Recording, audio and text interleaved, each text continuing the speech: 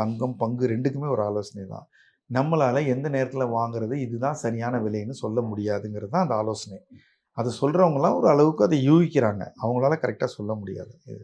அப்போ என்ன வழின்னா, நமக்கு அவசியம் என்றால், நமக்கு தேவை என்றால், நாம தொடர்ந்து கொஞ்சம் கொஞ்சமா வாங்க தான் வேணும். இதுதான் கரெக்ட்டான டைம்னா, இப்போ இந்தியால இறக்குமதி தீர்வைய குறைச்சாங்க. 12% இருந்தது. கட் பண்ணாங்க. அப்ப இறங்குச்சு. அப்போ உலகத்தில எதுவுமே மாறலப்பா. இந்த வரி குறைச்சதுனால இறங்கியிருக்குன்னா, அப்ப போய் வாங்கிடலாம். அது மாதிரி இப்போ டாரிஃப் நிறுத்தினாரு. தொப்புன்னு அப்போ விழுதுன்னா, அப்போ வாங்கிடலாம். அது மாரி ஏதாவது ஒரு நிலையாக நிற்க முடியாத ஒரு காரணத்துக்காக அது மாறிச்சுன்னா, அப்போ வாங்கலாம். மற்றபடி தொடர்ந்து வாங்குவது தான் தங்கத்துக்கான வழி. தங்கம் வந்து தொடர்ந்து விலை ஏறிட்டு தான் இருக்கும். குறுகிய காலத்தில கொஞ்சம் ஏறும், அதிகமா ஏறும், ஏறாம இருக்கும், கொஞ்சம் இறங்கும்.